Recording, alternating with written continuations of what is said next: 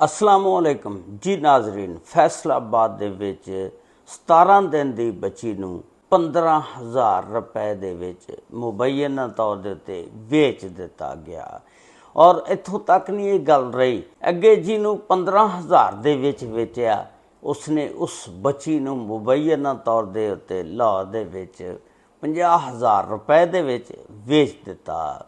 ਉਸ ਦੀ ਮੁਕੰਮਲ ਤਫਸੀਲਾਤ ਕਿ ਇਹ ਵਾਕਿਆ ਕਿੱਥੋਂ ਦਾ ਕਦੋਂ ਪੇਸ਼ ਆਇਆ ਔਰ ਉਸ ਬੱਚੀ ਦੇ ਵਾਲਿदैन ਨੂੰ ਕਿਹੜੀ ਐਸੀ ਮਜਬੂਰੀ ਸੀ ਕਿ ਉਹ ਬੱਚੀ ਜਿਹੜੀ ਆ ਮੁਬੈਨਾ ਤੌਰ ਦੇ ਉੱਤੇ 15,000 ਦੇ ਵਿੱਚ ਵੇਚ ਦਿੱਤੀ ਗਈ। ਉਹਦੀ तमाम तर ਤਫਸੀਲਾਤ ਅੱਜ ਦੀ ਇਸ ਵੀਡੀਓ ਦੇ ਵਿੱਚ ਮੈਂ ਤੁਹਾਡੇ ਨਾਲ ਸ਼ੇਅਰ ਕਰਾਂਗਾ। ਇਹ ਵਾਕਿਆ ਜਿਹੜਾ ਇੱਕ ਅਫਸੋਸਨਾਕ ਵਾਕਿਆ ਆ ਜਿਹਨੇ ਹਰ ਮਾਂ ਬਾਪ ਔਰ ਹਸਾਸ ਇਨਸਾਨ ਨੂੰ ਸੋਚਣੇ ਦੇ ਉੱਤੇ ਮਜਬੂਰ ਕਰ ਦਿੱਤਾ। ਇਹ ਵਾਕਿਆ ਜਿਹੜਾ ਫੈਸਲਾਬਾਦ ਦੀ ਤਹਿਸੀਲ ਸਮੁੰਦਰੀ ਥਾਣਾ ਜਿਹੜਾ ਇਹਨੂੰ ਤਰਖਾਣੀ ਲੱਗਦਾ, ਉੱਥੇ 50 ਗਾਹਬੇ ਇੱਕ ਪਿੰਡ ਆ, ਉੱਥੇ ਦਾ ਇਹ ਵਾਕਿਆ। ਉੱਥੇ ਇੱਕ ਫੈਮਿਲੀ ਰਹਿੰਦੀ ਆ, ਉਸ ਫੈਮਿਲੀ ਦੇ ਵਿੱਚ ਔਰਤ ਦਾ ਨਾਮ ਆ ਸਾਦੀਆ ਜੱਟ। ਸਾਦੀਆ ਜੱਟ ਨੂੰ ਸੋਸ਼ਲ ਮੀਡੀਆ ਦੀਆਂ ਖਬਰਾਂ ਦੇ ਮੁਤਾਬਕ ਅੱਲਾਹ ਤਾਲਾ ਨੇ 3 ਬੱਚੇ ਪਹਿਲਾਂ ਵੀ ਦਿੱਤੇ ਹੋਏ ਸੀ। ਇਸ ਦੀ ਖਬਰ ਜਿਹੜੀ ਆ ਸੋਸ਼ਲ ਮੀਡੀਆ ਦੇ ਉੱਤੇ 15 ਅਗਸਤ ਨੂੰ ਵਾਇਰਲ ਹੁੰਦੀ ਆ, ਕਿਉਂਕਿ FIR ਜਿਹੜੀ ਆ ਉਹ 15 ਅਗਸਤ ਨੂੰ ਦਰਜ ਕੀਤੀ ਗਈ। ਸਾਦੀਆ ਜੱਟ ਜਿਹੜੀ ਹੈ 50 ਗਾਹਬੇ ਦੀ ਰਹਿਣੇ ਵਾਲੀ ਆ।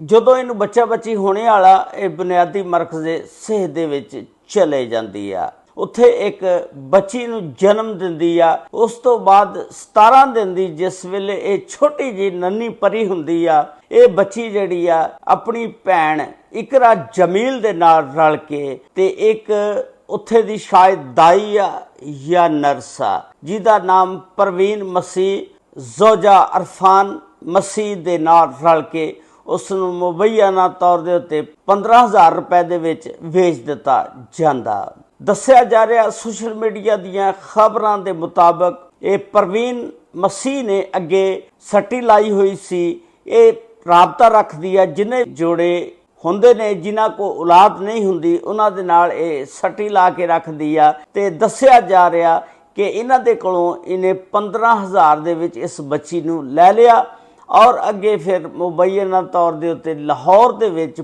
ਇੱਕ ਫੈਮਿਲੀ ਨੂੰ 50,000 ਦੇ ਵਿੱਚ ਵੇਚ ਦਿੱਤਾ। ਯਾਨੀ ਉਸਨੇ 35,000 ਰੁਪਇਆ ਇਹਦੇ ਵਿੱਚੋਂ ਕਮਾਇਆ। ਇਹ ਜਿਹੜੀ ਪ੍ਰਵੀਨ ਮਸੀਹ ਜ਼ੋਜਾ ਅਰਫਾਨ ਮਸੀਹ ਆ, ਇਹਦਾ ਕਾਰੋਬਾਰੀ ਇਹ ਆ ਨੇ ਜਿਨ੍ਹਾਂ ਕੋ ਔਲਾਦ ਨਹੀਂ ਹੁੰਦੀ ਉਹਨਾਂ ਦੇ ਨਾਲ ਰਾਬਤੇ ਦੇ ਵਿੱਚ ਰਹਿੰਦੀ ਆ। ਔਰ ਜਿਹੜੇ ਲੋਕ ਇਸ ਤਰ੍ਹਾਂ ਦੇ ਮਜਬੂਰੀ ਦੇ ਤਹਿਤ, ਹੁਣ ਇਹ ਨਹੀਂ ਪਤਾ ਕਿ ਇਹ ਸਾਦੀਆ ਜੱਟ ਨੇ ਇਹ ਜਿਹੜੀ ਬੱਚੀ ਆ ਆਇਆ ਗੁਰਬਤ ਦੀ ਵਜ੍ਹਾ ਦੇ ਨਾਲ ਜਾਂ ਘਰੇਲੂ ਹਾਲਾਤ ਇਸ ਤਰ੍ਹਾਂ ਦੇ ਸੀ ਕਿ ਇਸ ਨੇ ਆਪਣੀ ਭੈਣ ਇਕਰਾ ਜਮੀਲਾ ਦੇ ਨਾਲ ਰਲ ਕੇ ਦੋਨਾਂ ਨੇ ਸਲਾਹ ਦੇ ਨਾਲ ਇਸ ਪ੍ਰਵੀਨ ਮਸੀਹ ਨੂੰ ਬੱਚੀ ਨੂੰ 15,000 ਦੇ ਇਵਜ਼ ਵੇਚ ਦਿੱਤਾ।